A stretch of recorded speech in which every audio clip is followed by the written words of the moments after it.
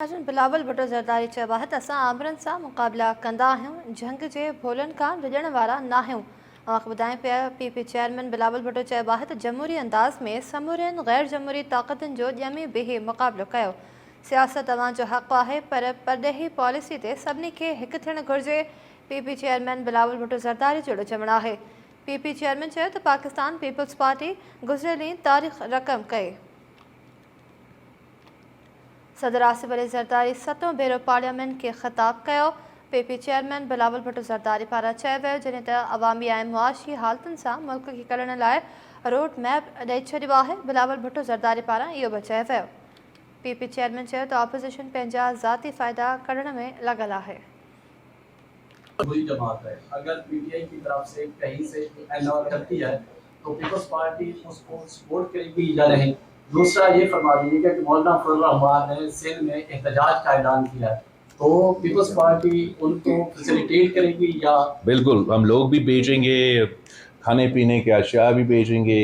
मौलाना साहब ने एहतजाज करना है तो शौक़ से एहतजाज करे, मगर वो हकीकत पे मुबनी एहतजाज होना चाहिए।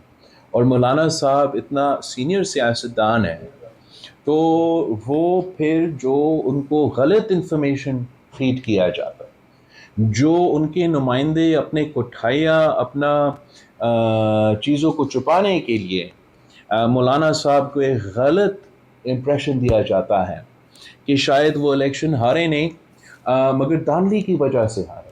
तो फिर जब मौलाना साहब ये इनका गलत बयानिया आगे लेके चलते हैं तो ये अच्छा नहीं लगता।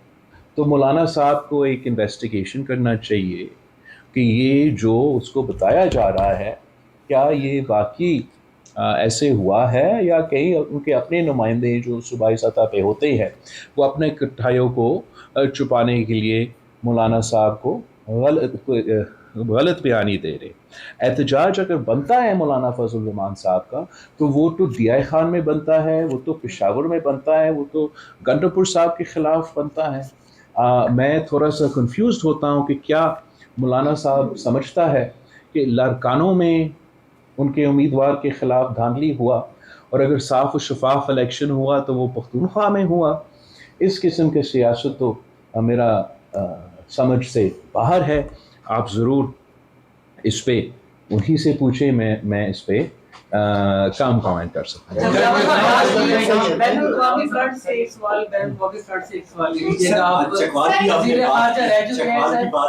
चकवाल के एक जनरल के खिलाफ इस वक्त तहकीकात शुरू हो चुकी हैं, फैज अहमद साहब के खिलाफ। तो आप समझते हैं सर कि दहशतगर्दी के पीछे भी उनकी सहूलतकारी है जो आप बात करते हैं उन्होंने की केपी में, वही लोग इन्वॉल्व हैं, और इस मामले पर भी तहकीकात होनी चाहिए। अगर आपने दहशतगर्दी की सहूलतकारी एक बहुत संगीन इल्ज़ाम है, और मैं इस किस्म का इल्ज़ाम तो ऐसे तो नहीं लगा सकता हूँ।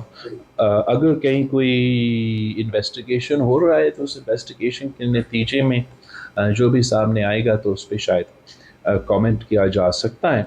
जहाँ तक खान साहब की हुकूमत का पॉलिसी था दहशतगर्दी के हवाले से, TTP से हवाले से, हमारे हमसाया ममालिक के हवाले से, हम तो उस वक्त भी उन इश्यूज़ को उठाते रहे कि जो जिस तरीके से पाकिस्तान में हमारे जो दहशतगर्द जेल में थे उनको जेल से निकाला गया, जिस तरीके से जो दहशतगर्द अफ़गानिस्तान